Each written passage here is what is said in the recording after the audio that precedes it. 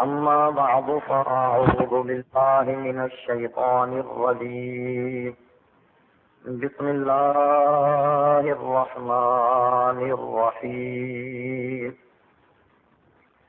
ولو أنهم إذ ظلموا أنفسهم جاءوك فاستغفروا الله واستغفر لهم الرسول لوجدوا الله توابا رحيما. صدق الله مولانا العظيم وصدق رسوله النبي الكريم. إن الله وملائكته يصلون على النبي يا أيها الذين آمنوا صلوا عليه وسلموا تسليما. اللهم صل على سيدنا ومولانا محمد معظم الجود والكرم وآله وبارك وسلم صلاة وسلاما عليك يا سيدي يا رسول الله. معزز علماء کرام و حاضرین جلسہ، حمد و صلات کے بعد اس وسیع حسین میں آپ حضرات کے سامنے قرآن مجید فرقان حمید کی ایک بہت ہی مختصر آیت مقدسہ تلاوت کی ہے.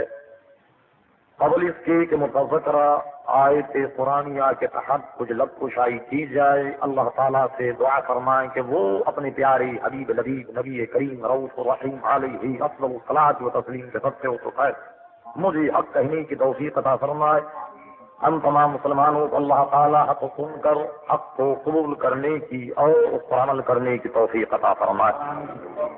لوگ کہتے ہیں کہ سنی بھی بڑے عجیب ہیں، 11ویں میں دیکھو تو محفل میلاد، 12ویں میں دیکھو تو محفل میلاد، سفر میں دیکھو تو محفل میلاد، محرم میں دیکھو تو محفل میلاد. یہ کیا بات ہے؟ انہیں تو سوائے ذکر رسول کے کچھ آتا ہی نہیں. دعا کرو کہ اللہ تبارک و تعالیٰ سے کہ واقعی ہمیں رسول اللہ کے ذکر کے سوا کچھ نہ آئے تو یہی چیز، اس لیے کہ یہی ہماری نجات کا سبب ہے، یہی ہمیں ہماری مغفرت کا باعث ہے.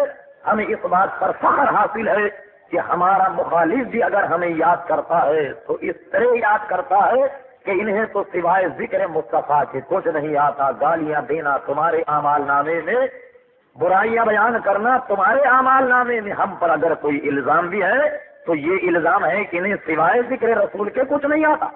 اور دوسرا الزام مخالف یہ لگاتا ہے کہ صاحب یہ تو رسول اللہ کی شان کو اتنا بڑھاتے کہ خدا سے ملا دیتے. ہم پر یہ الزام، اور تم اتنا گھٹاتے ہو کہ کہتے ہو کہ حضور صلی اللہ علیہ وسلم کی حیثیت گاؤں کے چودھری کی تھی، حضور صلی اللہ علیہ وسلم کی حیثیت تو بڑے بھائی کی سی ہے. جو بڑا ہم نے بزرگ وہ ہمارا بڑا بھائی، جو چھوٹا ہے وہ ہمارا چھوٹا بھائی. دلیل اس کی کیا ہے؟ دلیل اس کی یہ ہے انما المؤمنون اخوۃ، سارے مومن بھائی بھائی. تو بتاؤ بھائی حضور صلی اللہ علیہ وسلم مومن ہے یا نہیں؟ یقیناً مومن ہے. کہتے ہیں صاحب جب حضور مومن ہے تو اب بھائی کہنے میں کیا حرج؟ اس لیے کہ اللہ تعالیٰ فرماتا ہے سارے مسلمان بھائی بھائی ہے. یہ بتاؤ کہ حضور مومن ہے یا نہیں؟ ظاہر ہے کہ آپ کا جواب ہوگا کہ حضور مومن ہے. تو کہیں گے صاحب دیکھیے رب نے فرمایا انما المؤمنون اخوۃ، سارے مسلمان جب بھائی بھائی ہیں تو رسول اللہ بھی پھر بھائی، اس میں کیا حرج ہے؟ تو حضور آگے آئیے، آپ نے تو بڑا گھٹیا درجہ تسلیم کیا ہے. میں آگے آپ کو ایک آیت اور سناتا ہوں. ارشاد باری تعالیٰ ہوا هو الله الذي لا اله الا هو عالم الغيب والشهادة هو الرحمن الرحيم هو الله الذي لا اله الا هو الملك القدوس السلام المؤمن. تو دیکھیے رب کے اسماء گرامی میں سے ایک نام اس کا مومن بھی ہے، المؤمن المهيمن. اللہ کا ایک نام مومن بھی ہے. تو بھائی بتاؤ انما المؤمنون اخوۃ، سارے مومن بھائی بھائی ہیں تو پھر خدا تمہارا بڑا بھائی ہو. تو ذرا اور رسول اللہ چونکہ خدا سے چھوٹے ہیں تو وہ تمہارے چھوٹے بھائی قرار پا گئے. تو آپ نے دیکھا ان پلیدوں کی توحید نے خدا کو بھی بھائی بنا دیا. بتاؤ جی اس سے بڑا شرک ہے کوئی؟ ارے ہم سے کہتے ہو کہ شرک کرتے ہو اور تم نے تو خدا کو اپنا بڑا بھائی کہہ دیا. ہاں جب کہتے صاحب نہیں انما المؤمنون اخوۃ، سارے مومن بھائی بھائی ہیں. ارے آیت تم نے پوری نہیں پڑھی. حضور صلی اللہ علیہ وسلم کو بھائی کہنے کے لیے تم نے جس آیت کو تلاوت کیا ہے ذرا اس کے سیاق و سباق کو تو دیکھیے. میں نہیں کہہ رہا، رب کریم کہتا ہے انما المؤمنون اخوة، سارے مومن بھائی بھائی ہیں. فاصلحوا بین اخویکم، ان میں اگر کوئی نزع کی کیفیت ہو جائے، کوئی جھگڑا ہو جائے، کوئی بات ہو جائے تو تیسرے فریق کا کام یہ ہے کہ فاصلحوا بین اخویکم، کہ وہ اس لڑنے والے گروہ میں صلح کرا دے. واتقوا اللہ لعلکم ترحمون، اور صلح کرانے والا خدا سے ڈرتا رہے تاکہ وہ رحم کیا جائے. آپ نے اللہ تبارک و تعالیٰ نے لڑنے والے گروہ، لڑنے والے لوگوں کو فرمایا، دیکھنے والوں کو فرمایا کہ تم آپس میں بھائی بھائی ہو. دونوں اگر گروہ لڑے تیسرا فریق کا کام یہ ہے کہ وہ آپس میں صلح کرا دے. اور آپ کہیں کہ اس آیت کا مفتاح حضور کی بھی ذات ہے. سب سے پہلے یہ طے کر لو کہ رسول اللہ سے لڑنے والا مومن بھی ہے یا نہیں، صلح تو بعد میں ہو. اور فرمایا کہ جو رسول اللہ سے لڑے، ارے لڑنے کے بعد وہ مومن بھی رہا یا نہ رہا، صلح تو بعد میں ہوتی ہے. ارے رسول اللہ کے دربار کا ادب تو یہ ہے، میں نہیں کہہ رہا، قرآن کہتا ہے. یار کو قرآن سننے کا بڑا شوق ہے، اس لیے بطور حضرت مولانا محمد عمر صاحب اشرری رحمت اللہ تعالی علیہ کے کہ اس کو قرآن سناؤ تاکہ یہ بات نہ مانے تو کم سے کم منکر قرآن کو کہلائے. منکر قرآن کہلائے، منکر حدیث نہیں بلکہ منکر قرآن کہلائے. میں نہیں کہہ رہا، قرآن کہتا ہے یا ایھا الذین آمنوا لا تقدموا بین یدی اللہ ورسولہ واتقوا اللہ. اے مسلمانوں، اللہ سے ڈرو اور دیکھو کسی معاملے میں اللہ اور اس کے رسول کے آگے مت بڑھنا. کسی بھی معاملے میں اللہ اور اس کے رسول سے آگے مت بڑھنا. یہاں چونکہ بات ضمن نکل گئی تو عرض کر دوں، کتاب میرے پاس موجود ہے، میں تھوڑا سا کھاتا آج ساتھ ہی لے کر کے آیا ہوں، اور ضرورت پڑی تو پورا کھاتا بھی لایا جا سکتا ہے. تحذیر الناس مولوی محمد قاسم سارنانوسی قدوس سرہ اپنی کتاب تحذیر الناس میں لکھتے ہیں کہ دلیل اس دعوے کی یہ ہے کہ انبیاء اگر اپنی امت سے ممتاز ہوتے ہیں تو علوم ہی میں ممتاز ہوتے ہیں. باطرہ عمل اس میں بسا اوقات امتی مساوی ہو جاتا ہے بلکہ بڑھ بھی جاتا. کیا سمجھے آپ؟ کیا سمجھے آپ؟ آپ بھی سنیے اور غور سے سنیے، مخالف بھی ہمارا سنے، غور سے سنے اور اپنا سر دھنے کہ اس کا اکابر کیا کیا باتیں کہہ گیا. تو دیکھا آپ نے، کہتے ہیں صاحب کہ انبیاء اگر ممتاز ہوتے ہیں تو علوم ہی میں ممتاز ہوتے ہیں. بات رہا عمل تو کہا اس میں بسا اوقات امتی مساوی ہو جاتا ہے بلکہ بڑھ بھی جاتا ہے. حضور یہ کیسے بڑھ گیا؟ یہ کیسے بڑھ گیا؟ آخر میں جب ان کا دم نکل رہا تھا تو منظور سبلی میں ہتھیلی لگاتے ہوئے فیصلہ کن منازع جو اس کی اپنی گویا تحریر شدہ کتاب ہے اس میں وہ یہ لکھتا ہے کہ اصل میں نانوتوی صاحب کا مقصد یہ تھا کہ جیسے کہ حضور صلی اللہ علیہ وسلم کی 63 سال کی عمر تھی، 40 برس کے بعد اعلان نبوت کیا، اور اعلان نبوت کے بعد ایک عرصے کے بعد نماز کی فرضیت کا حکم آیا کہ نماز پڑھی جائے. تو کہا دیکھو حضور صلی اللہ علیہ وسلم نے چند سال نمازیں پڑھی، اور ایک مسلمان جو پیدا مسلمان ہوا اس نے 15 یا 10 سال کی عمر سے نماز شروع کی اور وہ مرا 70 سال میں، تو گویا اس نے 55 برس یا 60 برس خدا کی عبادت کی ہے. یہ معنی ہے اصل میں کہ رسول اللہ سے امتی عمل میں بڑھ سکتا. حضور یہ تو آپ نے دلیل میں بہت ہی دلیل حرکت کی ہے، یہ تو دلیل ہرگز نہیں ہو سکتی. ہم نے تو حدیثوں میں یہ پڑھا، جناب نبی کریم صلی اللہ علیہ وسلم نے فرمایا کہ غیر صحابی احد پہاڑ کے برابر سونا خدا کی راہ میں دے. احد پہاڑ کتنا بڑا ہے؟ آج حضرات سے پوچھیے. احد پہاڑ کے برابر سونا خدا کی رہنے دے. اور رسول اللہ کا صحابی اگر ایک مجھو جو ایک پیمانہ ہے لگ بھگ اس کا وزن مربجہ سیر یا سوا سیر کے برابر ہوتا ہے، وہ اگر خدا کی رہنے دے تو فرمایا کہ میرا امتی میرا صحابی ایک مجھو خدا کی رہنے دے تو اس کے درجے کو وہ نہیں پا سکتا کہ جو اس پہاڑ کے برابر سونا خدا کی رہنے دے. یہ تو رسول اللہ صلی اللہ علیہ وسلم کے غلاموں کا حال ہے، تو رسول اللہ صلی اللہ علیہ وسلم کے منصب کا کیا کہنا؟ یقین کیجئے کہ اہل سنت کا تو ایمان یہ ہے کہ ساری کائنات کے لوگ اگر اللہ کی تعریف کرتے کرتے مر گئے، زبانیں کھل جائے، تو رسول اللہ کی زبان کی نکلی ہوئی ایک تعریف الحمدللہ اس کے درجے کو نہیں پہنچ سکتی۔ ہمارا تو یہ ایمان ہے۔ آپ کہتے ہیں کہ انبیاء اگر ممتاز ہے، علوم ہی میں ممتاز ہے، باقی رہا عمل، اس میں بسا اوقات امتی مساوی ہو جاتا ہے، بلکہ بڑھ ہی جاتا ہے۔ اس کو نہ عقل تسلیم کرتی ہے، نہ نقل تسلیم کرتی ہے۔ اور پھر ادھر تو قاسم نانوتوی صاحب کہتے ہیں کہ انبیاء اگر ممتاز ہوتے ہیں تو علوم ہی میں ممتاز ہوتے، کہتے ہیں صرف علم ہی میں ممتاز ہوتے ہیں اپنی امت سے۔ حضور آپ تو کہتے ہیں کہ انبیاء علم میں ممتاز ہوتے ہیں، اور وہ اشرف علی تھانوی صاحب جانوٹا دکھا رہے۔ حفظ الایمان میں اشرف علی تھانوی صاحب کہتے ہیں پھر یہ کہ حضور کی ذات مقدسہ پر علم غیب کا حکم کیا جانا بقول زید صحیح ہو تو دریافت الامر یہ ہے، اس علم سے مراد کل علم غیب ہے یا بعض علوم غیریہ مراد ہے؟ کل تو عقلاً و نقلاً محال ہے، بعض علوم غیریہ اگر مراد ہے تو اس میں حضور ہی کی کیا تخصیص ہے؟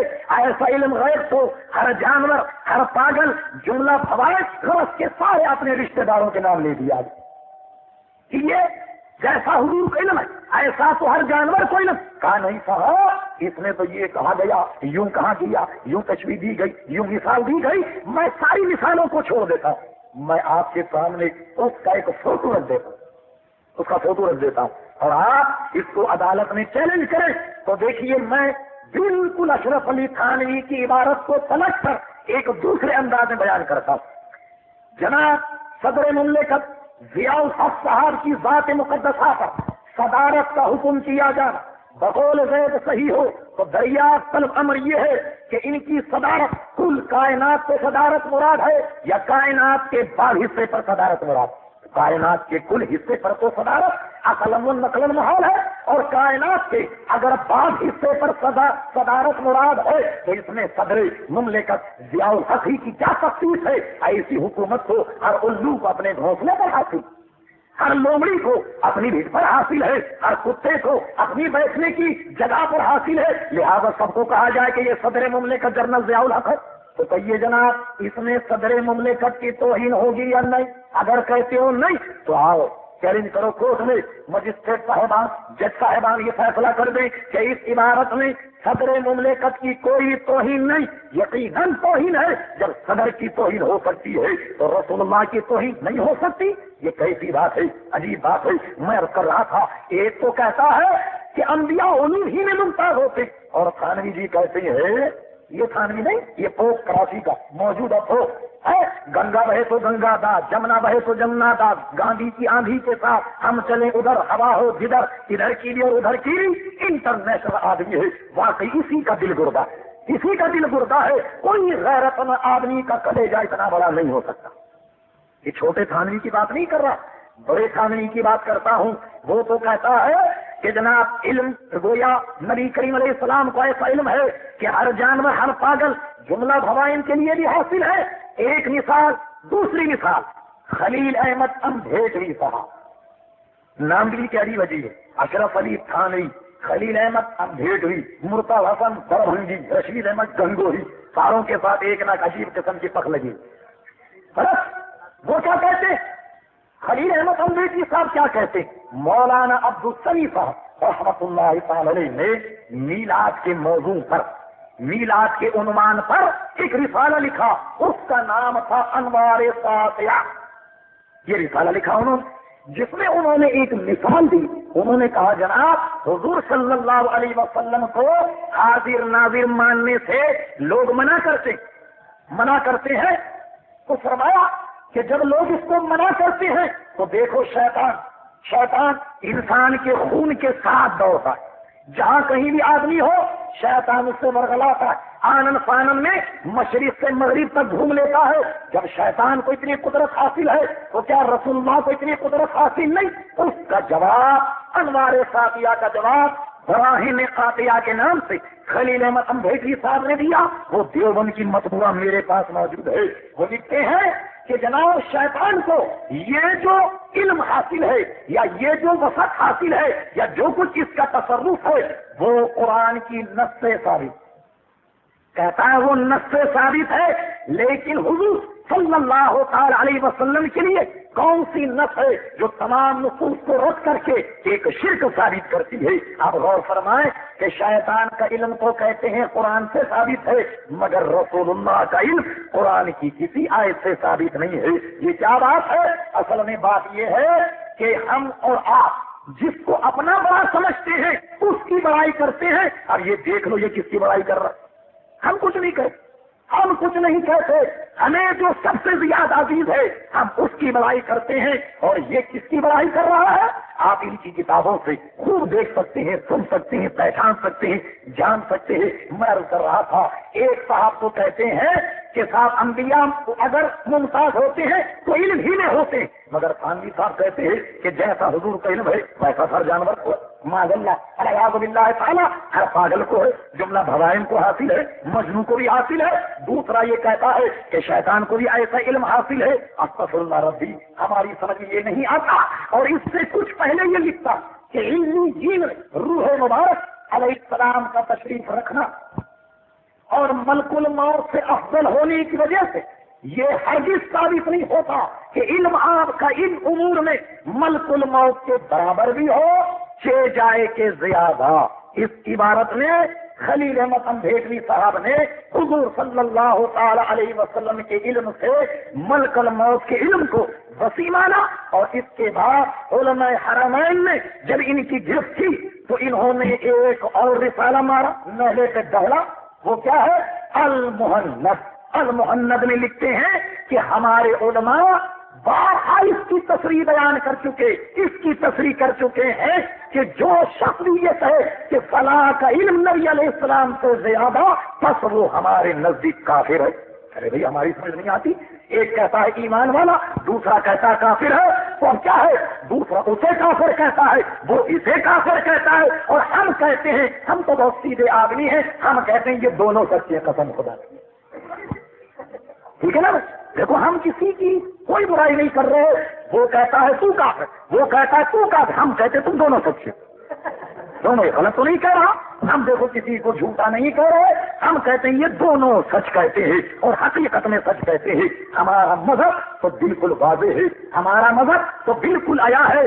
بات دوسرا اختیار کر گئی، عرض یہ کر رہا تھا، لوگ کہتے ہیں صاحب جب دیکھو محفل میلاد یہ لوگ منایا کرتے ہیں تو لیجیے ہم روزانہ یا ہفتے میں یا مہینے میں محفل میلاد کیوں مناتے ہیں؟ آپ کہتے ہیں صاحب وہ تو سال میں 7 ایک بار آتی ہے۔ ابھی آپ کو غلط فہمی ہو گئی، بات یہ ہے کہ جس مہینے میں حضور پیدا ہوئے وہ مہینہ سال میں ایک بار آتا ہے، اور جس دن حضور پیدا ہوئے وہ دن ہفتے میں ایک بار آتا ہے، اور جس وقت حضور پیدا ہوئے وہ روزانہ ایک بار آتا ہے۔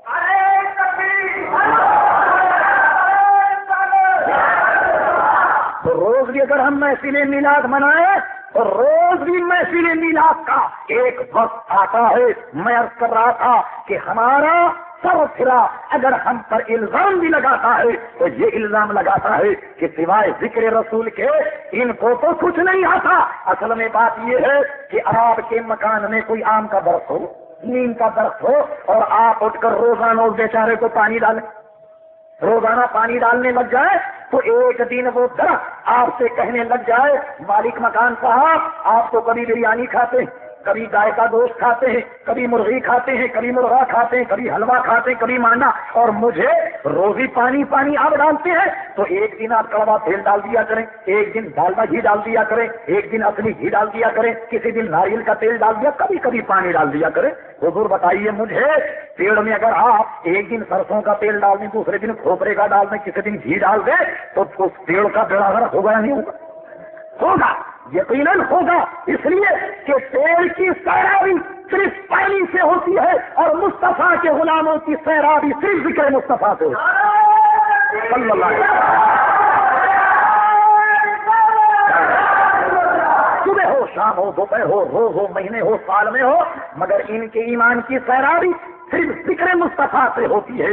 اس لیے الحمدللہ ہم مصطفیٰ کے ماننے والے ہیں، گناہگار اگرچہ ہیں لیکن باغی ہیں، گناہگار اگرچہ ہیں لیکن باغی نہیں ہے. اور یہاں پر سنا بڑے بڑے اکابر آئے اور بہت کچھ کہہ گئے, بڑی لمترانیاں ہاتھ گئے, کہا پر اس کا جواب نہیں ہو سکتا, یہ تو آدمی بڑا لاجواب ہے. بات اصل میں یہ ہے کہ ہماری حیثیت تو کچھ بھی نہیں.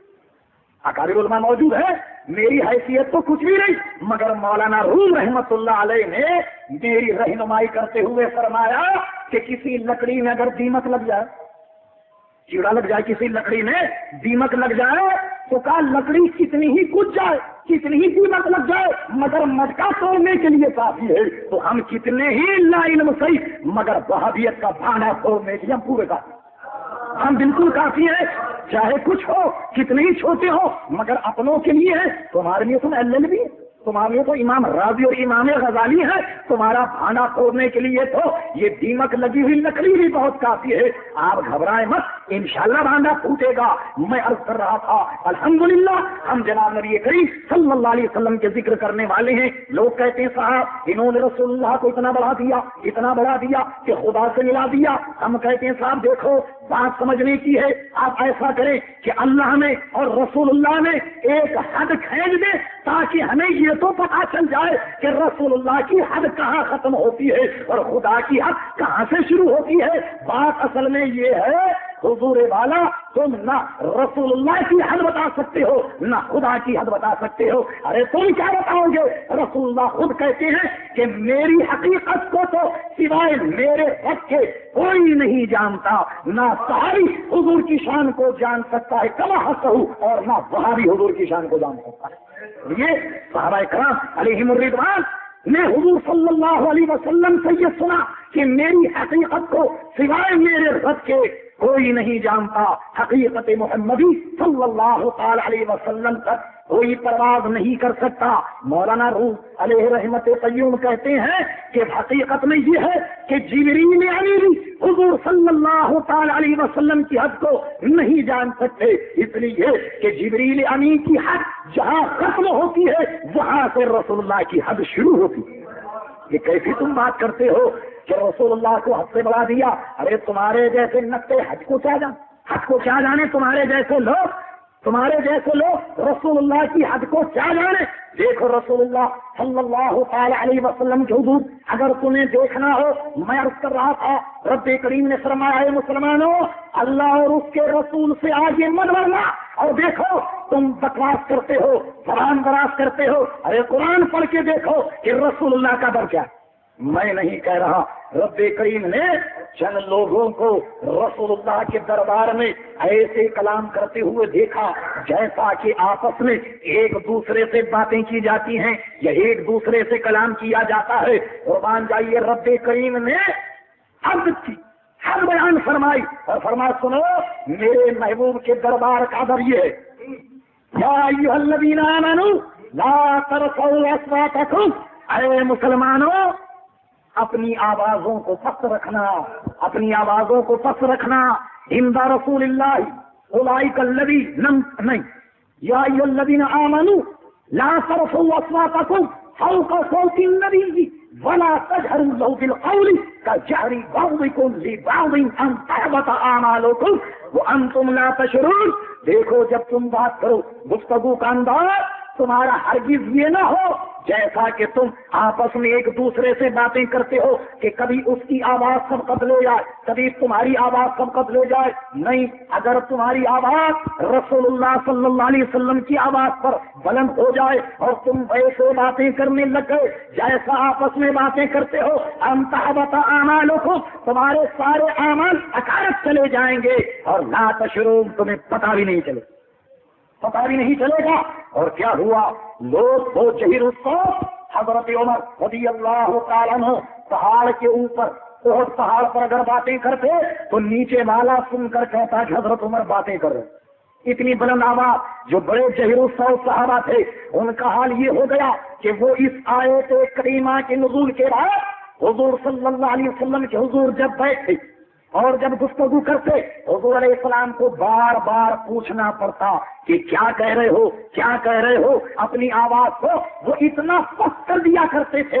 رب کریم نے ان کی شان کو بھی بیان فرمایا، ان الذین یغضون اصواتهم عند رسول اللہ اولئک الذین امتحن اللہ قلوبهم بالتقوی لهم مغفرۃ واجر عظیم۔ اور وہ لوگ کہ جو میرے محبوب صلی اللہ علیہ وسلم کے سامنے اپنی آوازوں کو پست کرتے ہیں، اولئک الذین امتحن اللہ قلوبهم بالتقوی، ارے یہ لوگ تو وہ ہیں کہ جن کے دلوں کو اللہ تعالیٰ نے تقوی اور پرہیزگاری کے لیے چھانٹ لیا ہے، چن لیا ہے۔ لہم مغفرۃ واجر عظیم، اللہ کی مغفرت اور اجر عظیم بھی انہی لوگوں کے لیے ہے۔ یہ ہے رسول اللہ صلی اللہ علیہ وسلم کے دربار کا ہے نا۔ اور اللہ تبارک و تعالیٰ نے کچھ لوگوں کو دیکھا کہ وہ اس کے محبوب کو حجرے کے باہر سے پکارتے ہیں، آواز دیتے ہیں۔ رب کریم نے دیکھا، ملاحظہ کیا کہ یہ طریقہ میرے محبوب کی شایان شان نہیں ہے، اس لیے رب کریم نے اپنے محبوب کے ملاقات کا طریقہ رکھا ہے۔ تو کیا طریقہ ہے؟ فرمایا ان الذین ینادونک من وراء الحجرات اکثرهم لا یعقلون، اور اے محبوب جو تجھ کو حجرے کے باہر سے آواز دیتے ہیں ان میں اکثر لوگ عقل نہیں رکھتے۔ محبوب جو تجھے حجرے کے باہر سے پکارے وہ لوگ عقل نہیں رکھتے۔ آپ کہیں گے مولا اگر حجرے کے باہر سے نہ پکارا جائے، دستک نہ دی جائے، کنڈی نہ کھٹکائی جائے، آواز نہ دی جائے تو ملاقات کیسے ہو؟ جب آدمی کسی کے گھر جاتا ہے، کنڈی کھٹکھٹاتا ہے، یہ آواز دیتا ہے یا دروازہ کھٹکھٹاتا ہے، تب صاحب خانہ باہر نکل کر آتا ہے تو ملاقات ہوتی ہے۔ اب پوچھیے رب سے کہ مولا آواز دینے کو تو نے منع فرما دیا، دروازہ کھٹکھٹا نہیں سکتے، پکار نہیں سکتے، تو مولا اب تو ہی بتا دے کہ تیرے محبوب سے ملنے کا کیا طریقہ ہے؟ فرما بلو انہم صبروا حتی تخرج الیہ، اے ملنے والے جب تو آئے میرے محبوب سے ملنے، کھڑا رہے، دروازہ نہ کھٹکھٹائے، آواز نہ دے، وہ کھڑا ہو جائے۔ مولا کب تک کھڑا رہے؟ کب تک کھڑا رہے؟ حتی تخرج الیہ، وہ جب تک کھڑا رہے جب تک کہ میرا محبوب خود نہیں نکلا۔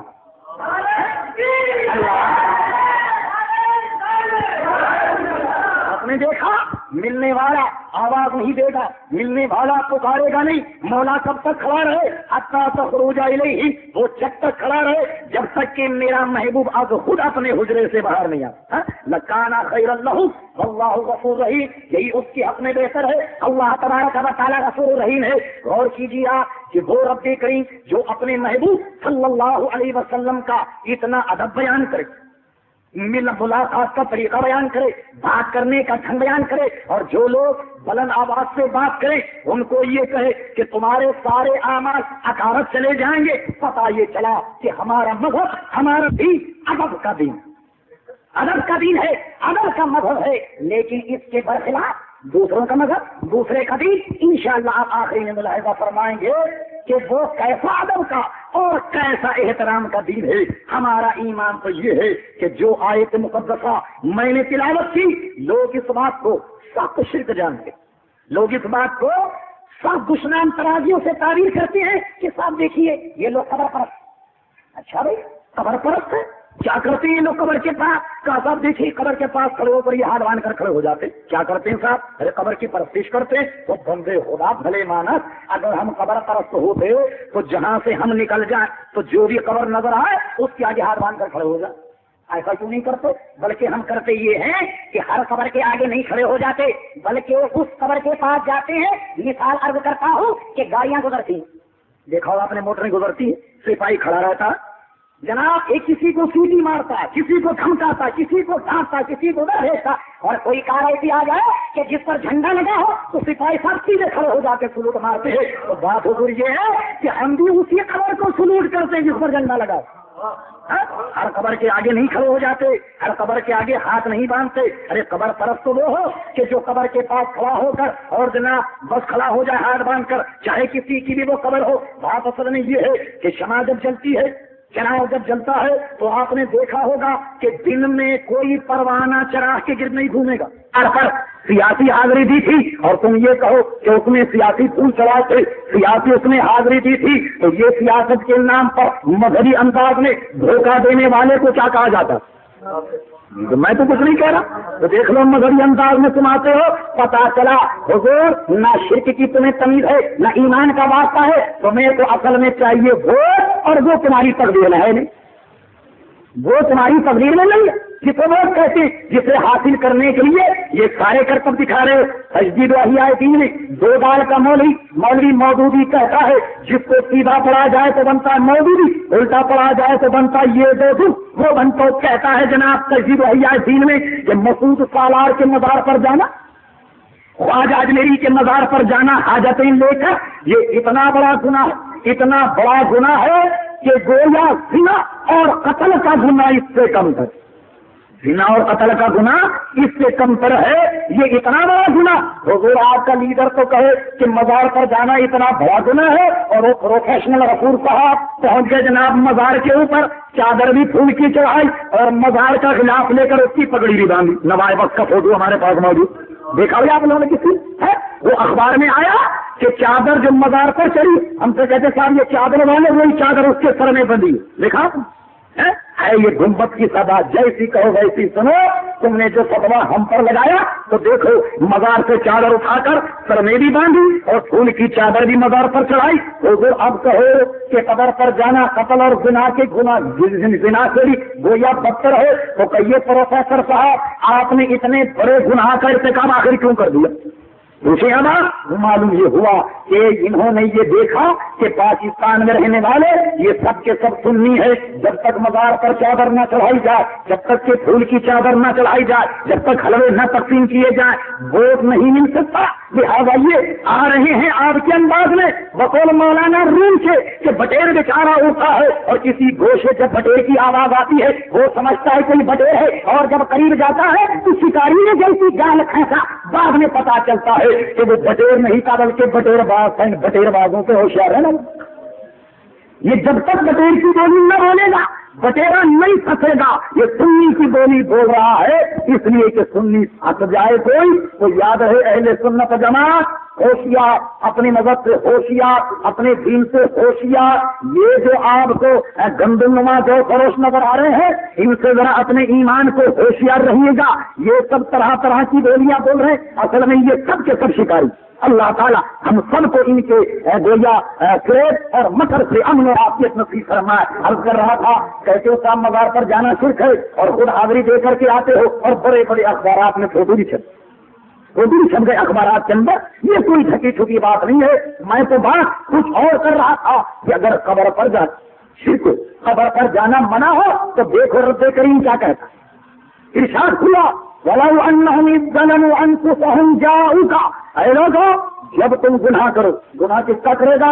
رب کا گناہ کرے, اللہ کا گناہ کیا, جاؤ اے محبوب گناہ تو کیا ہے رب کا, مگر جب یہ آئیں تیرے دربار, جب یہ آئیں تیرے دربار میں, تیرے دربار میں آنے کے بعد کیا کریں؟ فَاسْتَغْفِرُ اللَّهَ, اللہ سے مغفرت چاہے, لَوَجَدُوا اللَّهَ تَوَّابًا رَحِيمًا, کیا ان کی مغفرت ہو جائے گی؟ نہیں. وَاسْتَغْفَرَ لَهُمُ الرَّسُولُ, اے محبوب جب تو ان کے لیے دعائے مغفرت کرے گا تو تب ہوگا لَوَجَدُوا اللَّهَ تَوَّابًا رَحِيمًا, تب اللہ تعالیٰ ان کے گناہوں کو معاف کرے گا. لوگ کہتے نہیں صاحب بات اصل میں یہ ہے کہ یہ تو حضور کی زندگی تک محدود تھا, اب اس کا تھوڑی, یعنی اب آپ غور فرمائے کہ قرآن کی آیات جو ہیں اب وہ بھی زمانے تک محدود ہو گئی. خدا نہ خواستہ آج انہوں نے یہ کہا, کل کو کوئی یہ نہ کہے کہ صحابہ کی الصلاۃ نماز پڑھو. یہ تو 1400 سالہ حکم تھا جو وہاں مدینے شریف کے لوگوں کو ہوا تھا, مکہ والوں کو ہوا تھا. کراچی والے اس کا مصداق نہیں ہوتے. کہیں آپ کہیں یا ایھا الذین آمنوا کتب علیکم الصیام کما کتب علی الذین من قبلکم لعلکم تتقون, ایمان والوں تم پر روزے فرض کر دیے گئے جیسا کہ تم سے پچھلوں پر فرض کیے گئے تھے, لعلکم تتقون, تاکہ تم متقی اور پرہیزگار. کہا تھا اس کی ضرورت اسی زمانے میں تھی, اب اس کی ضرورت نہیں ہے. تو پتا چلا کہ سارے فرائض کو لپیٹ کر رکھ دینا پڑے گا. لیکن ہاں میں دلیل سے کرتا ہوں, سب سے پہلے تو قرآن مجید فرقان حمید کی آیت کا مفہوم دیکھیے کہ جو لوگ اپنی جانوں پر ظلم کریں, اور اے محبوب جب یہ تیرے دربار میں آئے وہ اما السائل فلا تنہر, یہاں گناہ گاروں سے کہا کہ محبوب کے دربار میں جاؤ, اور محبوب سے کہا اے محبوب میں گناہ گاروں کو تیرے پاس بھیج رہا ہوں, خبردار کسی منتا کو جھلکنا نہیں. ہمیں رسول اللہ کے دربار میں بھیجا اور رسول اللہ سے کہا کہ کوئی منگتا اگر آئے تو آپ اسے جھڑکے نہیں، اسے منع نہیں کریں، اس لیے کہ جو بھی منگتا آیا اسے منع نہیں کرتے۔ اعلیٰ حضرت امام اہل سنت مجدد ملت اعلیٰ صاحب حجت القاہرہ مولد ملت طاہرہ مولانا شاہ احمد رضا خان فاضل بریلوی رحمۃ اللہ تعالی کہتے ہیں، واہ کیا عجیب و کرم ہے شہ بقا تیرا، نہیں سنتا ہی نہیں مانگنے والا تیرا۔ کہتے ہیں کہ یا رسول اللہ آپ کی عطا تو ایسی کہ آدمی جب آپ کے دربار میں جائے اور جب وہ مانگے تو آپ کے دربار سے نہیں، یہ تو کوئی سنتا ہی نہیں، یعنی نہیں کا لفظ تو حضور صلی اللہ علیہ وسلم کی زبان پر نہیں، جو آئے گا اسے ملے گا۔ اور میں اپنے عقیدے کی بنیاد پر اگر چند باتیں عرض کروں، اگر کہ کچھ لوگ نہ مانے تو نہ مانے، جس کے سودا پسند آئے وہ لے، جس کی پسند میں نہیں آتا وہ بتاؤ، ہمیں کیا کرنا ہے؟ کسی پیر جماعت علی کا کہا محدث علی پور رحمۃ اللہ تعالی، انہوں نے اپنے واقعات میں لکھا، کہتے ہیں کہ فقیر ایک مرتبہ مدینے منورہ گیا، تمہیں ذرا غور، مدینے منورہ گیا، ایک شخص کو دیکھا کہ پھٹے پرانے کپڑے پہنا ہوا کھڑا رسول اللہ کے دربار میں کھڑا ہوا۔ میں گیا اور میں نے اس کا جب بوسیدہ حال دیکھا اسے اپنے ساتھ لے گیا، اور لے جانے کے بعد میں نے خود اور جہاں میرے اور احباب تھے انہوں نے اس کی کپڑوں سے اعانت کی، اسے کپڑے وغیرہ دے دیے۔ وہ کپڑے وغیرہ دینے کے بعد کپڑے پہن کر اور پھر اس کے بعد پیر صاحب نے دیکھا کہ وہ رسول اللہ کے دربار میں کھڑا ہوا۔ پیر صاحب نے پوچھا کہ کیا بات ہے؟ تو کہا حضور بات یہ ہے، آپ یقین کریں یا نہ کریں، میں رسول اللہ کے دربار میں یہ کہہ رہا تھا کہ یا رسول اللہ کپڑے پھٹ گئے، کوئی انتظام کر دیجیے۔ فوراً آپ نے مجھے پکڑا اور پکڑنے کے بعد مجھے کپڑے دیے، تو میں کپڑے پہن کر اس لیے حضور کے سامنے کھڑا ہوں کہ یا رسول اللہ کپڑے مل گئے، آپ دیکھ لیجیے، کپڑے مل گئے اور پہن لیجیے۔ اس کے بعد اللہ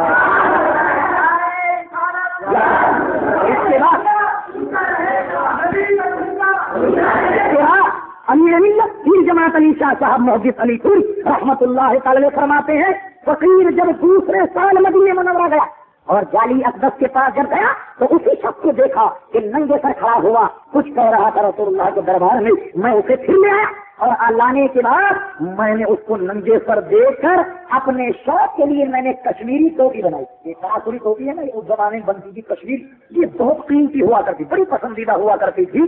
فرمان میں نے اسے رسول اللہ کے دربار میں دیکھ کر ننگے سر میں نے اپنی کشمیری ٹوپی نکال کر اس کے سر پر رکھ دی، تو وہ قہقہ لگا کر ہنسنے لگا۔ میں نے کہا ارے بھلے مانس کیوں ہنس رہا ہے؟ تو آدمی نے کیا کہا، وہ آدمی کیا کہتا پیر صاحب آپ یقین کریں یا نہ کریں، میں حضور کے دربار میں کھڑے ہو کر یہ کر رہا تھا کہ یا رسول اللہ کوئی ٹوپی نہیں پہنوں گا، اور اگر پہنوں گا تو کشمیری پہنوں گا، اگر پہنوں گا تو کشمیری پہنوں گا۔ تو کہا یہ آپ نے کشمیری ٹوپی مجھے عطا فرمائی، اور یہی میں رسول اللہ کے دربار عرض کر رہا تھا۔ حضور ہم سنیوں کا ایمان تو یہ ہے، اور سنو اب تمہارے شیخ کی بات جس کو تم بھی شیخ مانتے ہو ہم بھی مانتے ہیں، امام اعظم امام الائمہ شاہ عبد الحق محدث دہلوی رحمۃ اللہ تعالی، تمام اکابر علماء دیوبند کی سند شیخ عبد الحق محدث دہلوی سے ملتی ہے، اس لیے کہ ہندوستان میں سند حدیث لانے والے حضرت شاہ عبد الحق محدث دہلوی رحمۃ اللہ تعالی ہے۔ مولوی اشرف علی تھانوی نے لکھا کہ بعض ایسے محدثین ہیں کہ جن کی حاضری روزانہ رسول اللہ کے دربار میں ہوتی ہے، ان محدثین میں سے ایک شاہ عبد الحق محدث دہلوی۔ شاہ عبد الحق محدث دہلوی تاریخ مدینہ جذب القلوب الی بیان المحبوب میں حیات النبی کا باب باندھتے، اور اس نے اس باب میں تمام وہ حدیث وہ روایات کہ جو حیات النبی پر دلالت کرتی ہیں ان کا تذکرہ کیا، ان کو نقل کیا، اور نقل کرنے کے بعد خود اپنا تجربہ لکھا، خود اپنا واقعہ بھی لکھا۔ وہ واقعہ کیا تھا؟ کہنے لگے کہ ایک دن فقیر رسول اللہ کے دربار میں کھڑا ہوا، حضور کے دربار میں کھڑا ہوا تھا، اور حضور صلی اللہ علیہ وسلم کے دربار میں کھڑا ہوا، دل میں یہ سوچ رہا تھا، دل میں یہ خیال آیا کہ یا رسول اللہ میں آیا ہوں بڑے دور سے اور میں آپ کا مہمان ہوں، آپ نے میری دعوت نہیں کی، آپ نے میری دعوت نہیں کی۔ مغرب کے بعد کا وقت تھا، یہ عرض کرنا تھا کہ ایک صاحب آئے اور انہوں نے حضرت شیخ کو ایسے جھنڈویا اور فرما چلیے ہمارے یہاں دعوت۔ اسی وقت وہ لے گیا، اور لے جانے کے بعد کیا ہوا، لگ بھگ 15-20 میل پیدل گئے اور 15-20 میل واپس آئے، اور سوچنے لگے، کہنے لگے جب میں دعوت میں گیا تو میں نے دیکھا کہ اس نے روٹی کو دودھ میں چور کر اور میرے سامنے رکھ دی، اور میں نے اسے کھایا، بڑا لذیذ کھانا تھا. اس کھانے کے بعد میں واپس چلا. جتنا پیدل چل کر کے دعوت میں گیا تھا اتنا ہی پیدل چل کے واپس مسجد نبوی آیا, اور اس کے بعد رسول اللہ کے دربار میں کھڑا ہوا. سوچ رہا تھا کہ میاں بڑی اچھی دعوت کھائی, 15-20 میل پیدل گئے, 15-20 میل واپس آئے, اور مغرب کے بعد کے جتنے وظائف تھے ان کا بھی ناغہ ہو گیا, جتنے نوافل پڑھتا تھا وہ بھی سب چلے گئے. اب تو فجر کی اذان ہونے والی ہوگی. اب اس کے بعد کچھ لوگ وہاں نماز کے منتظر تھے. حضرت شیخ نے پوچھا کہ وقت کتنا گزر گیا ہوگا, تو لوگوں نے کہا حضور ابھی تو عشاء کی آزادی نہیں, ابھی تو عشاء کی آزادی نہیں ہوئی. تو حضرت شیخ لکھتے ہیں میں سمجھ گیا کہ یہ دعوت پھر میری رسول اللہ نے کی, یہ میری دعوت رسول اللہ نے کی تھی. مشاہدے کے میدان میں بھی آپ دیکھ لیں, یہ تو حضرت شیخ عبدالحق محدث دہلوی کا کلام ہے. یہی حضرت شیخ عبدالحق محدث دہلوی اس بات پر لکھتے ہیں کہ کوئی شخص یہ نہ سمجھ لے کہ وَلَوْ أَنَّهُمْ ظَلَمُوا أَنفُسَهُمْ جَاءُوكَ, یہ آیت مخصوص ہے جناب نبی کریم صلی اللہ تعالی علیہ وسلم کی حیات ظاہری کے ساتھ, لہذا بات انتقال اس پر عمل نہیں ہو سکتا. اس کا بھانا حضرت شیخ عبدالحق محدث دہلوی نے کھول دیا. اور حضرت شیخ لکھتے ہیں کہ حضور علیہ السلام کے انتقال کے 3 دن کے بعد, حضور کے وصال کے 3 دن کے بعد ایک اعرابی آتا ہے اور حضور صلی اللہ علیہ وسلم کے مزار پر انوار کے قریب کھڑا ہو گیا, اور حضور صلی اللہ علیہ وسلم کے مزار کی مٹی اٹھا کر اپنے سر میں ڈالتا اور زاروں قطار روتا اور کہتا وَلَوْ أَنَّهُمْ إِذْ ظَلَمُوا أَنفُسَهُمْ جَاءُوكَ فَاسْتَغْفَرُوا اللَّهَ وَاسْتَغْفَرَ لَهُمُ الرَّسُولُ لَوَجَدُوا اللَّهَ تَوَّابًا رَحِيمًا. اور زاروں قطار رو کر کہتا کہ یا رسول اللہ صلی اللہ علیہ وسلم, اللہ تبارک و تعالیٰ نے جو قرآن آپ پر نازل فرمایا اس میں ہم نے یہ کہا کہ گناہگاروں کو آپ کے دربار میں بھیجا گیا ہے. تو اے میرے آقا, میں بہت سیاکار بچار ہوں اور اپنی مغفرت, اپنی نجات کے لیے آپ کے دربار میں حاضر آ گیا ہوں. یا رسول اللہ کرم فرما دیجیے تاکہ میرا کام تمام ہو جائے. حضرت شیخ لکھتے ہیں اس حدیث کے راوی حضرت علی رضی اللہ عنہ ہے, فرماتے ہیں میں نے اپنے کانوں سے سنا کہ رسول اللہ کی قبر انور سے آواز آئی کہ جا تیری نجات ہو, جا تیری نجات ہو گئی. پتا چلا کہ یہ آج حضور کی زندگی تک مخصوص نہیں ہے. آج بھی اگر کوئی صحیح نیت سے حضور کے دربار میں جائے اور اللہ سے توبہ کرے, رسول اللہ بھی اس کے لیے توبہ کر لے, رسول اللہ بھی اس کی مغفرت کا سامان کر دے, لوجد اللہ توابا رحیما, اللہ تبارک و تعالیٰ اس کے تمام گناہوں کو معاف کر دے گا اور وہ اللہ تبارک و تعالیٰ کو بڑا رحیم اور کریم پائے گا. پتا چلا کہ یہ آئے حضور علیہ السلام کی زندگی کے تک محدود نہیں ہے, بلکہ آج بھی اگر کوئی جائے تو رسول اللہ صلی اللہ تعالی علیہ وسلم کا دربار کھلا ہوا ہے. اور یہ میں نہیں کہہ رہا, یہ میں نہیں کہہ رہا ہوں, یہ ساروں نے کہا. آج کا جسارت آپ نے پڑھا ہوگا, آج کے جسارت میں ایک صاحب نے مدینہ منورہ سے خط لکھا مدینہ منورہ, اور وہ جسارت میں چھپا. آپ کو جانتے ہیں یہ بیچارہ روزانہ ایک نہ ایک جسارت کیا ہی کرتا. جسارت کا مطلب بے لگام کا بولا, وہ کثر ترجمہ. غرض یہ اس نے کیا خط چھاپا کہ صاحب کسی نے یہ کہا کہ نورانی میاں حضور علیہ السلام کے دربار میں آئیں اور ہم بھی وہاں جاتے ہیں اور عبادت اور ذکر و اذکار کرتے ہیں ریاض الجنہ میں بیٹھ کر, اور حضور صلی اللہ علیہ وسلم کے حضور دونوں سلام پڑھتے ہیں, صلاۃ و سلام عرض کرتے ہیں. جس کا جواب آ جائے وہ حق پر ہے, اور جس کا جواب نہ آئے سمجھ لو کہ وہ ناحق ہے. حضور شرط لگانے سے پہلے کم سے کم اپنے کھاتے کا مطالعہ تو کر لیا ہوگا. وہ آپ کا اسماعیل دہلوی نے تو تقویت الایمان رحیمیہ کتب خانہ دیوبند یوپی کی مطبوعہ میرے پاس موجود ہے, وہ یہ لکھتا ہے صفحہ نمبر 50 پر کہ جناب نبی کریم صلی اللہ علیہ وسلم نے فرمایا کہ میں بھی ایک دن مر کر مٹی میں ملنے والا. تو حضور جو مر کر مٹی میں مل جائے تو آواز کیسے دے گا, کلام کا جواب کیسے دے گا؟ پتا چلا اصل میں کہ ان بیچاروں کو اپنے کھاتے کا بالکل علم نہیں ہے, بولے چلے جاتے ہیں یہ سمجھتے ہیں کہ سامنے والے بالکل بے وقوف ہے, جو کہیں گے وہ آمنا صدقنا سب ٹھیک ٹھاک ہے.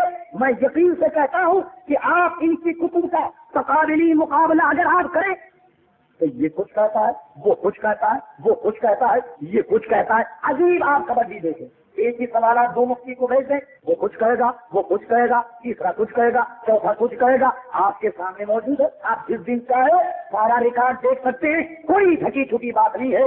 لیکن الحمدللہ اہل سنت و جماعت اس کو یہ شرف حاصل ہے کہ جیسا ظاہر ہے ویسی باطن ہے، جیسے ہم اندر سے ہیں ویسے ہی باہر سے ہیں، اس لیے کہ ہمیں کسی اور بات پر فخر ہو یا نہ ہو، لیکن اس بات پر ضرور فخر ہے ہم رسول اللہ کے غلام ہیں، اور رسول اللہ صلی اللہ علیہ وسلم کی محبت ہمارے دلوں میں ہے۔ اور یہ محبت ایسی نہیں کہ چند سرخیوں کی تقریر ہمارے دل سے نکال دے، ہرگز نہیں، یہ محبت ایسی نہیں ہے۔ آپ نے دیکھا ہوگا کہ کوئی آدمی اگر شراب پی لے، اسے 2-4 نیمبو پلا دو تو اس کا نشہ حرن ہو جاتا ہے، لیکن عشق مصطفیٰ یہ ایسا نشہ ہے، نہ کھٹائی سے جاتا ہے، نہ تلوار سے جاتا ہے، نہ جان سے جاتا ہے۔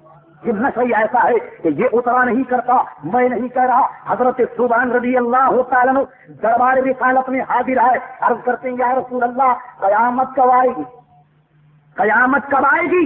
حضور صلی اللہ علیہ وسلم نے فرمایا کہ یہ تو بتا میرے صحابی کہ تو نے اس دن قیامت کے لیے تیاری کیا کی، کیا تیاری تو نے کی ہے قیامت کے لیے؟ تو صحابی رسول کیا کہتے ہیں کہ میں نے اتنی نمازیں پڑھی نہیں، روزے بہت رکھے ہیں نہیں، کہتے ہیں یا رسول اللہ نمازیں تو پلے نہیں، روزہ تو پلے نہیں ہے، عمل تو پلے نہیں ہے، لیکن ہاں ایک عمل ہے اور وہ یہ ہے کہ یا رسول اللہ آپ سے محبت رکھتا ہوں، سوائے آپ کی محبت کے کچھ بھی نہیں۔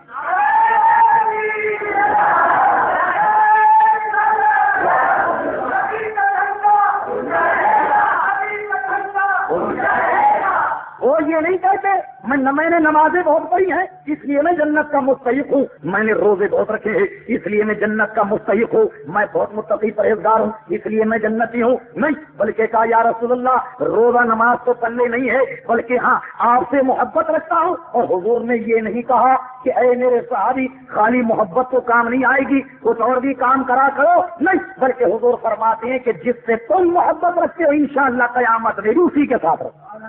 اور یہ میں نہیں کہہ رہا۔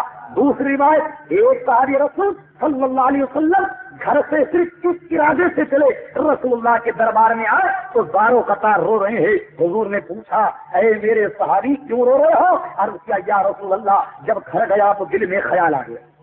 کیا خیال آیا؟ کیا خیال آیا؟ کہا خیال یہ آیا کہ میں نے گھر جا کر یہ سوچا کہ آپ تو اللہ کے نبی ہیں اور میں آپ کا غلام ہوں، کل قیامت کا میدان جب برپا ہوگا، آپ جب جنت میں جائیں گے تو آپ کسی اعلیٰ اور عرفہ جنت میں جائیں گے، میں غلام ہوں، میری جنت کوئی اور ہوگی، مجھے اس فکر نے رلا دیا کہ وہاں آپ سے ملاقات کیسے ہوگی۔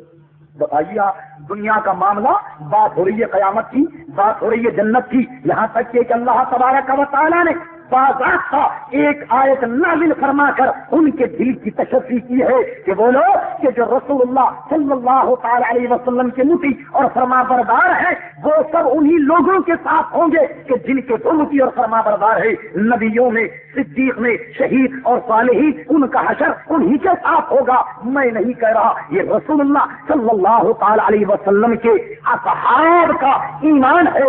جنگ احد کا موقع، جنگ احد کا موقع ہے، صحابی رسول جب نکلتے ہیں جنگ کے میدان میں، جیسے ہی وہ میدان میں قدم رکھتے ہیں ایک تیر نکلتا ہے اور کسی کافر کے چلے سے اور ان کے دل میں پیوست ہو جاتا ہے اور وہ دل پر ہاتھ رکھ کر اللہ سے دعا کرتے ہیں کہ مولا یہ میرا آخری وقت ہے، میں چاہتا ہوں کہ مرنے سے پہلے تیرے محبوب کا دیدار کروں۔ کھڑے ہو گئے اور دل پر ہاتھ رکھ کر اپنی نگاہوں سے رسول اللہ کو تلاش کرنا شروع کر لیا، رسول اللہ کو تلاش کرنا شروع کیا۔ جب رسول اللہ نظر آئے تو اسی طرح گھسٹتے حضور کے قدموں تک گئے اور آپ نے حضور علیہ السلام کے قدموں سے اپنے رخساروں کو رگڑنا شروع کر دیا اور جناب نبی کریم صلی اللہ علیہ وسلم کے قدموں میں صحابی رسول کو موت آتی ہے۔ سبحان اللہ، کیا کہنے، آستانے پہ تیرے سر ہو، اجل آئی ہو اور اے جانے جہاں تو ہی تماشائی ہو، ارے تمہاری قسمت پر تو فرشتوں کو بھی رشک آئے گا، ہم تو ان کے ماننے والے ہیں، ہم تو ان کے چاہنے والے ہیں، یہ ہے ہمارا وہ فلسفہ، یہ ہے وہ محبت، اس لیے کہ وہ سب کے سب रसूलुल्लाह सल्लल्लाहु अलैहि वसल्लम के सहाबी वो हकीकत में सहाबी थे, वहाबी नहीं थे। वरना ये सोचते बताइए साहब कहाँ कलमा पढ़ने वाला मुंह और कहाँ जनाब ये दाढ़ी वाला रुखा और हुजूर के तलबों पे निकला जाए। अरे हाँ, वो जानते थे कि ये तलबे हुजूर सल्लल्लाहु अलैहि वसल्लम के ये वो है कि जिसके तलबों को अर्श ने दो से दिए हैं, वो इनका ईमान, उनका मद्दे नजर ये था। इसलिए उन्होंने अपने रुखसारों को हुजूर के तलबों पर निकलना शुरू कर दिया। और अगर कोई एतराज करे तो देखिए खुद्दामुद्दीन का मदनी नंबर, हुसैन अहमद मदनी साहब के इंतकाल पर लाहौर के शेखुल कुरान साहब ने मजमून लिखा। कहते हैं कि मैंने एक मरतबे हुसैन अहमद मदनी साहब की मोहब्बत में एक आदमी को अपना दाढ़ी का बाल निकाल कर दिया। हुजूर क्यों दिया? कहने के इसलिए दिया कि ये दाढ़ी का बाल ले जाओ और हुसैन अहमद मदनी साहब के जूते में इसे रख दो। फिर क्या होगा? का इस गरज से मैंने भिजवाया जूते में रखने के लिए वो बाल, ताकि जब हजरत जूता पहने तो उनके जूते में मेरी दाढ़ी का बाल होगा, इसलिए मेरी मगफिरत हो जाएगी। अरे हुजूर बात ये नहीं आपकी दाढ़ी है इस काबिल के वहां जाए, मगफिरत की बात नहीं है। तुम्हारे नजदीक तो रसूलुल्लाह को ना अपना हाल मालूम है, ना दूसरे का हाल, ना तीसरे का हाल। तो उनकी जनाब जूते में आपके दाढ़ी का बाल जाए तो जन्नत की सीट कैसे रिजक होगी कि जब रसूलुल्लाह को अपना हाल मालूम नहीं है।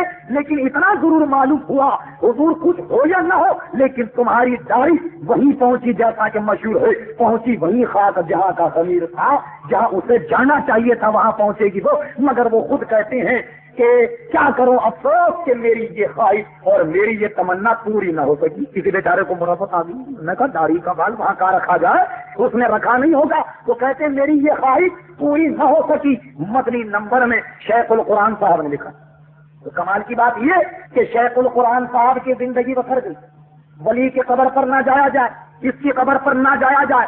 आज भी लाहौर के कब्रस्तान में देखें तो शेखुल कुरान साहब की जहाँ कब्र है वहाँ रास्ते में साइन बोर्ड लगे हुए, तो उधर जाइए शेखुल कुरान की कब्र, उधर जो आगे बढ़ जाए उधर एक और तीर लगा, उधर हुजूर ये क्या फरिश्तों के लिए लगाया है? कब्र पर तो जाना मना है, तो ये क्या फरिश्तों की रहनुमाई के लिए लगाया? क्या फरिश्ते ज़ियारत को आ रहे, क्या उन्हें रास्ता बता रहे हो? इसलिए कि मुसलमानों का तो कब्र पर जाना वैसे ही मना है, तो ये साइन बोर्ड आपने किस लिए लगा दिए? अल्लाह तबारक व तआला इन साइन बोर्डों से हम तमाम मुसलमानों को महफूज रखे। अर्ज ये कर रहा था कि हुजूर 4 आदमी जमा होकर और अनशन बद देना ये और बात है, और लोग पेशा सीधे साधे जो भी कोई बोलता हुआ आदमी नजर आए कहते हैं यार हाँ ये शायद कभी बोल रहा।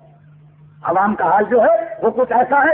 खुदा के लिए होशियार हो जाइएगा कि ये सब दीन के भेड़िए हैं, ये सब आपका ईमान छीनना चाहते हैं, ये सब आपकी अकायद से आपको मुनहरिफ करना चाहते हैं। खुदा के लिए इनसे होशियार रहिएगा। और आप ये कहें कि साहब ये भी तो कहते हैं हम रसूलुल्लाह के चाहने वाले, ये भी तो कहते हैं कि हम दीनदार हैं। असल में बात ये है कि लैला एक है, मजनू 40 है। क्या किया जाता? हर मजनू कहता लैला मेरी, हर मजनू जो वो कहता लैला मेरी है। अब पता कैसे चले कि सही मजनू है? तो हुजूर ऐसा करो कि ये सारा मजनू का करतब छोड़ो, खुद लैला से क्यों नहीं पूछ लेते कि तेरा असल मजनू कौन है? तो सही बात वो बयान करेगा कि जो मजनू है, मजनू नहीं बयान करेगा, लैला कहेगी कि सही मजनू कौन है।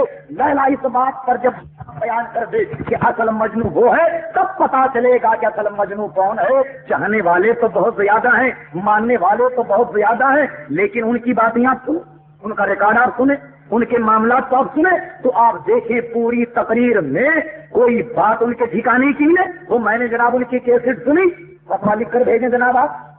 सवाल मौलवी कौन है, नादीम साहब थे या नदामत साहब थे? नदीम साहब थे साहब, वो नदीम साहब थे जनाब। वो कह गए कि हजरत अबू बकर सिद्दीक रज़ी अल्लाह अन्हु के लिए हुजूर ने फरमाया कि इस्लाम का एहसान सब पर है और अबू बकर का एहसान इस्लाम पर है, और इस्लाम सबका इस्लाम पर गोया हजरत सिद्दीक अकबर का भी एहसान है। सब इस्लाम के एहसान पर और अबू बकर सिद्दीक का एहसान इस्लाम पर।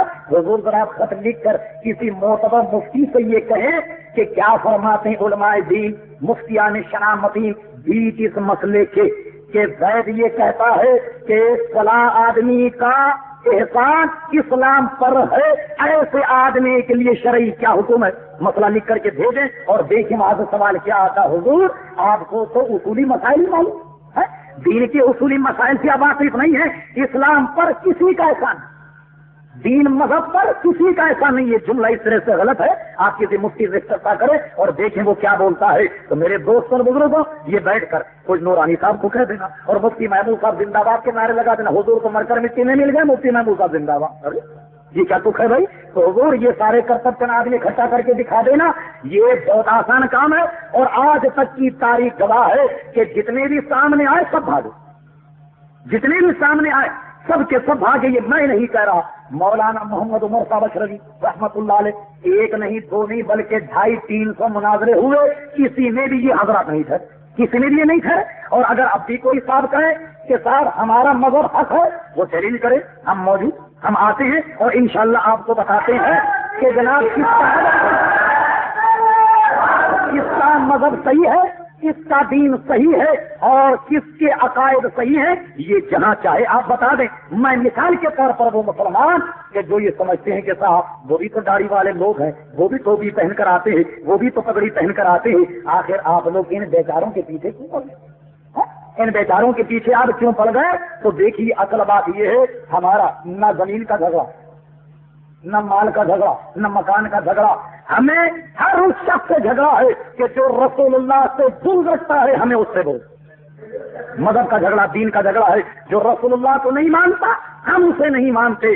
آپ کہیں گے جناب وہ کیسے نہیں مانتے, کیسے نہیں مانتے؟ تو دیکھیں آپ ہوائی باتیں تو ہوا کرتی جو چاہے آپ جلسے میں کہہ دیں, لیکن میں آپ کے سامنے چند کتابیں پیش کرتا ہوں, اس کی چند عبارتیں سنا کر اپنی گفتگو ختم کرتا ہوں. اور ہر وہ کتاب کا حوالہ جو کوئی شخص بھی اسے غلط ثابت کر دے, میں ایک معتبر آدمی کی حیثیت عرض کرتا ہوں کہ فی حوالہ انشاءاللہ اس شخص کو 10,000 روپیہ دیا جائے گا کہ جو کتاب کو یا عبارت کو یا حوالے کو غلط ثابت کر کے بتا دے. صراط مستقیم مولوی اسماعیل دہلوی صاحب کی لکھی ہوئی. لکھیں جناب کوئی صاحب تاکہ ریکارڈ رہے, کوئی سب نہ کہے کہ صاحب وہ یوں ہی کہہ دے. صراط مستقیم اسماعیل دہلوی صاحب کی لکھی ہوئی, مطبوعہ دیوبند ہمارے پاس موجود ہے, صفحہ نمبر 97. دے دو مجھے, دے دو. دیکھیے صاحب یہ صراط مستقیم ہے, دیوبند کی چھپی ہوئی. اس کے صفحہ نمبر 97 پر ہے کہ نماز میں اگر بیل کا خیال آئے تو کوئی حرج نہیں, گائے کا بیل کا خیال آئے تو کوئی حرج نہیں, حتیٰ کہ بیوی سے مجامعت کا خیال بھی اگر آئے, بیوی سے صحبت کا بھی اگر خیال آئے تو کوئی حرج نہیں ہے. بلکہ نماز میں رسول اللہ کا یا کسی بزرگ یا کسی شیخ کا خیال نہیں آنا چاہیے. بتائیے صاحب کیا ٹھیک ہے؟ ہم نے تو امام غزالی رحمت اللہ علیہ کی زبانی سنا کہ وہ فرماتے ہیں جب تم نماز میں یہ کہو السلام علیکم ایھا النبی ورحمۃ اللہ وبرکاتہ, تو اپنے قلب میں حضور صلی اللہ علیہ وسلم کو حاضر اور موجود جان کر بخطاب کہو, ایسے کہو کہ رسول اللہ تمہاری بات کو سن رہے.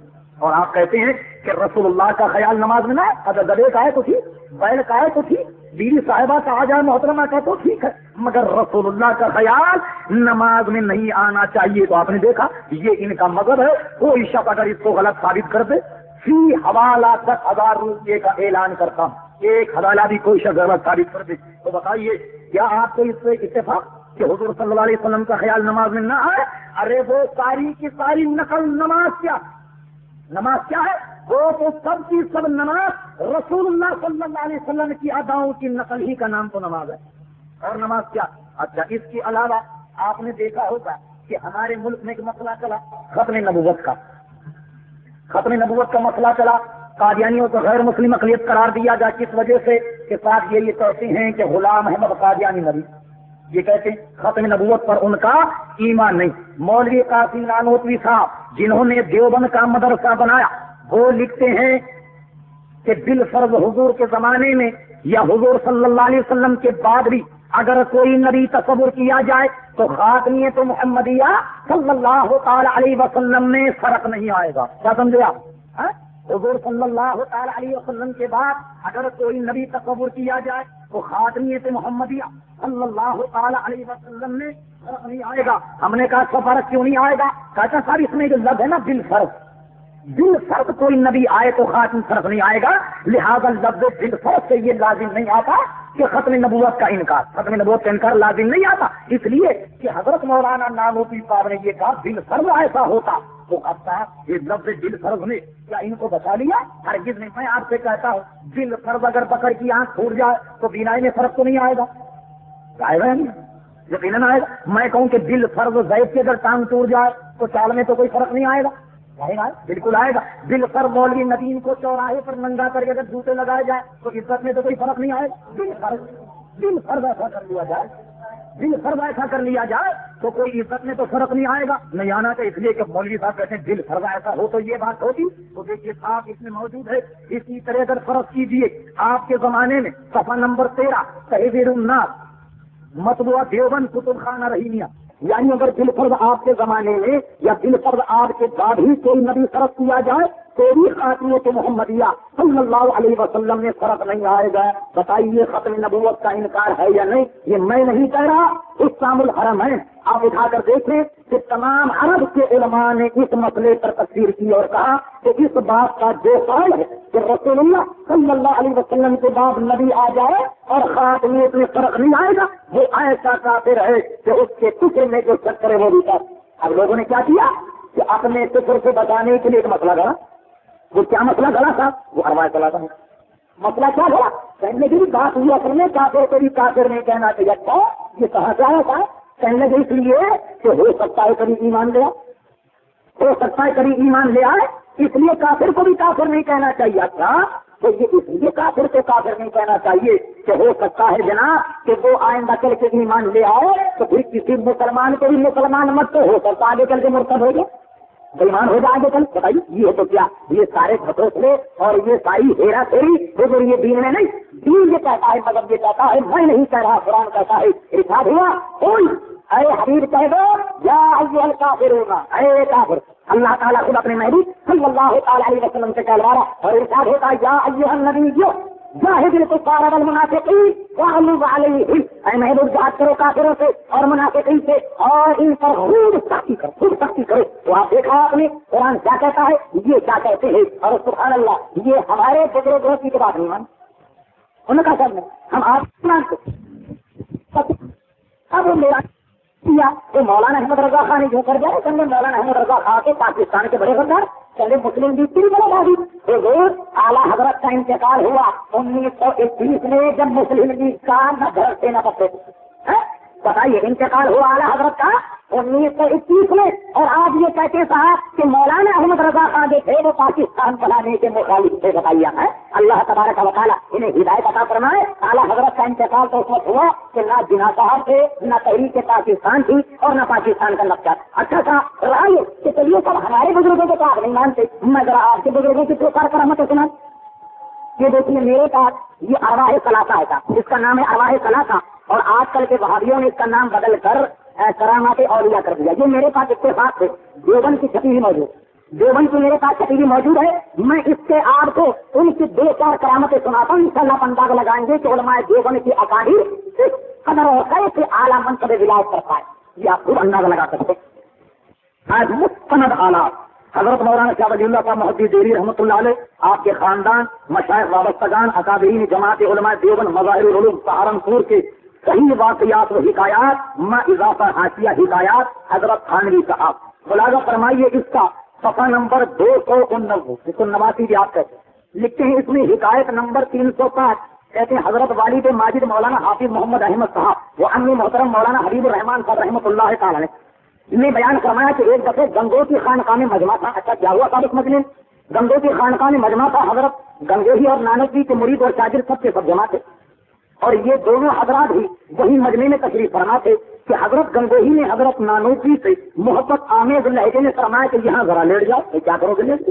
یہاں ذرا لیٹ جاؤ۔ حضرت نانوتوی کچھ شرماتے گئے، اس لیے کہ انہوں نے پتہ نہیں کیسا لیٹنے کے لیے کہا تو حضرت کو شرماتے گئے، حضرت ناجی کو شرماتے گئے، مگر حضرت نے پھر فرمایا تو بہت ہی ادب کے ساتھ ٹھیک لیٹ گئے، اور حضرت بھی اسی چارپائی پر لیٹ گئے اور مولانا کی طرف کروٹ لے کر اپنا ہاتھ ان کے سینے پر رکھ دیا جیسے کوئی عاشق صادق اپنے قلب کو تسکین دیا کرتا۔ مولانا بیچارے گھبرا کے وہ کہتے ہیں مولانا ہر چند فرماتے رہے میاں کیا کر رہے ہو، یہ لوگ کیا کہیں گے؟ تو حضرت نے فرمایا کہ لوگ کہیں گے کہنے تو اپنا کام جائے، یہ کوئی کرامت کی کتاب ہے؟ یہ بزرگوں کے کئی پاکیزہ واقعات ہیں کہ جس کو آپ نے جناب یہاں پر لکھا. یہ دیکھیے صاحب دوسری کرامت ایک اور سناؤں آپ کو. صفحہ نمبر 268 فرمایا کہ ایک مرتبہ نبو پہلوان نے جو دیوبند کا رہنے والا تھا باہر کے کسی پہلوان کو بتا دیا تو مولانا محمد قاسم صاحب رحمۃ اللہ علیہ کو بڑی خوشی ہوئی اور فرمایا کہ ہم بھی نبو کو اور اس کے کرتب کو دیکھیں گے. حافظ انوار الحق کے بیٹھک میں اسے بلایا اور سب کرتب بھی دیکھے. مولانا یعنی ان کے جو مولانا تھے مولانا بچوں سے بہت مولانا بچوں سے ہنستے بولتے تھے اور جلال الدین صاحبزادے مولانا محمد یعقوب صاحب تھے جو اس وقت بالکل بچے تھے بڑی ہنسی کیا کرتے تھے. کبھی ٹوپی اتارا کرتے تھے اور کبھی کمر بند کھول دیتے. یہ کرامت ہے صاحب. مولانا فرمایا یہ بزرگوں کے واقعات یہ پاک اور صاف اور ستھرے واقعات ہیں. اللہ کی پناہ ذرا نکل جاتا سیرت الرشید مولوی رشید احمد گنگوہی صاحب کی سیرت پر ایک کتاب لکھی گئی بڑی صاحب مارکت العرا کتاب. لوگ کہتے ہیں صاحب کہ جناب ہم رسول اللہ صلی اللہ تعالی علیہ وسلم کی توہین کرتے. اب آپ ذرا ان کا حال ملاحظہ فرمائیں کہ یہ کیا کرتے.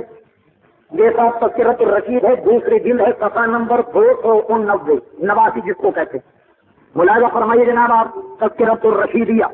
ایک بار ارشاد فرمایا کہ میں ایک بار خواب میں دیکھا کہ مولوی محمد قاسم صاحب عروس کی صورت میں یعنی گنگوئی صاحب نے دیکھا کہ مولانا قاسم صاحب نانو کی دلہن کی صورت میں یعنی وہ دلہن بن کے بیٹھ گئے دلہن کی صورت میں ہے اور میرا ان سے نکاح ہوا.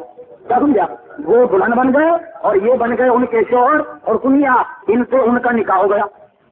اچھا صاحب ان سے نکاح ہوا اور تو جس طرح سن اور شوہر میں ایک دوسرے کو فائدہ پہنچتا نا اس میں لکھا ہوا. میں نہیں کہہ رہا اس میں لیکن اسی کی بات بتاتا ہوں. نکاح ہوا تو جس طرح سن اور شوہر میں ایک دوسرے کو فائدہ پہنچتا ہے اسی طرح مجھے ان سے اور انہیں مجھ سے فائدہ پہنچا.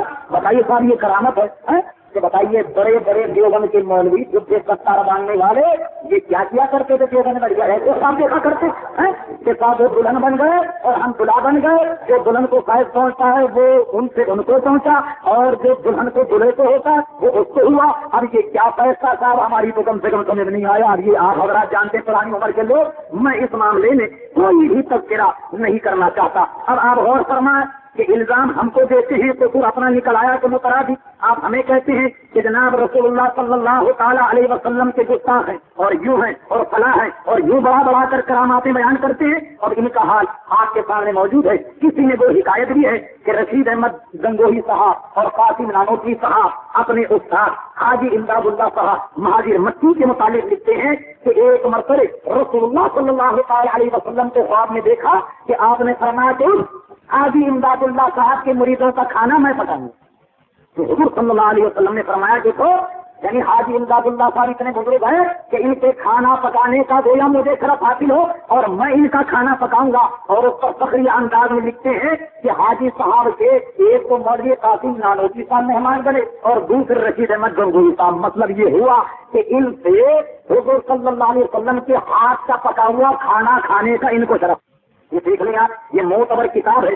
جو صحابی اس کو غلط ثابت کر دے میں کی حوالہ 10,000 روپے انعام دینے کے لیے تیار ہوں میرے پاس موجود ہے. اب میں آپ سے پوچھتا ہوں بتائیے کہ آپ اس اسٹیج پر بیٹھ کر علماء اہل سنت کے خلاف جتنی بھی آپ بکواس کرتے ہیں اس میں کتنی صداقت ہے اور اس میں کتنی سچائی ہے. اور جناب نبی کریم صلی اللہ علیہ وسلم کو جیسا کہ آپ نے کہا کہ وہ ہمارے بڑے بھائی واقعی ان کے نزدیک بڑا بھائی تو بڑا بھائی بلکہ حضور صلی اللہ علیہ وسلم کی حیثیت کس سے بھی کہیں دوسری وہ بتاتے ہیں. براہ نے قافیہ نکالی. براہ نے قافیہ میں کی عبارت ہے کہ ایک صالح فخر عالم علیہ السلام کی زیارت سے خواب میں مشرف ہوئے اور حضور صلی اللہ علیہ وسلم کو اردو میں کلام کرتے دیکھ کر پوچھا. صفحہ نمبر 26 نکالو. حضور صلی اللہ علیہ وسلم کو اردو میں کلام کرتے دیکھ کر پوچھا کہ یا رسول اللہ آپ تو عربی ہیں آپ کو یہ کلام کہاں سے آ گئی. تو حضور صلی اللہ علیہ وسلم نے فرمایا کیا فرمایا حضور صلی اللہ علیہ وسلم نے کہ جب سے علماء مدرسہ دیوبند سے ہمارا معاملہ ہوا ہم کو یہ زبان آ گئی. اس کے بعد لکھتا مصنف کہ سبحان اللہ اس سے رتبہ اس مدرسے کا معلوم ہوا. یعنی یہ مدرسہ وہ ہے کہ جس نے حضور صلی اللہ علیہ وسلم کو اردو پڑھائی. الیاذ باللہ تعالی. وہ جب آپ نے دیکھی نا تذکرۃ الرشیدیہ اس میں لکھا ہوا ہے کہ مولوی رشید احمد گنگوہی صاحب کے پاس ایک لڑکی ہے میوات ایک مقام ہے انڈیا میں وہ وہاں کی رہنے والی ایک لڑکی آئی تو گنگوئی صاحب نے پوچھا کہ تمہارے والد کئی دن سے نہیں آئے، کیا بات؟ تو لڑکی نے کہا کہ ان کو 33 ہو گئی، 33 لگ گئی۔ تو گنگوئی صاحب نے نسخہ بتایا، کیا نسخہ بتایا؟ وہ تذکرۃ الحاشیہ، اس نے حاشیے میں تذکرۃ الرشید کے کہ گنگوئی صاحب نے فرمایا کہ جمن کی کھپن لے کر صحیح میں رگڑ کے تھلے نہ گیر کے چلا دینا، یعنی ہر دوسرے حرف پر تجدید واجب۔ تو حضور آپ کہتے ہیں کہ ہم نے تو حضور کو اردو پڑھائی ہے، تو کیا ایسی اردو پڑھائی آپ نے حضور کو جیسے کہ آپ نے اپنی کتابوں میں لکھی ہے کہ یہ سارا کا سارا ان کا مذہب ایک بہترین مسئلہ فن ہے اور ایک بہترین کرتب ہے۔ اللہ تبارک و تعالی ہم تمام مسلمانوں کو اس فتنے سے محفوظ رکھے اور اپنے مذہب پر جو صحابہ کرام علیہم رضوان کا ہے، ان کے بعد صحابہ کے بعد تابعین کا، تبع تابعین کا، علماء ائمہ کا، مفسرین محدثین کا جو مذہب ہے، اللہ تبارک و تعالی ہم سب کو اس مذہب پہ رکھے۔ اس لیے کہ جتنے بھی علماء سابقہ گزرے ہیں، کسی کا مذہب یہ نہیں ہے کہ کوا کھانا حلال ہے، کسی کا مذہب یہ نہیں ہے کہ رسول اللہ کی حیثیت ایک بھائی کے برابر ہے، کسی کی حیثیت یہ نہیں ہے کہ رسول اللہ صلی اللہ علیہ وسلم کو کسی نے کہا ہو کہ حضور کو دیوار کے پیچھے کا بھی نہیں جانتے، نہیں۔ اس مذہب سے توبہ اور سینکڑوں بار توبہ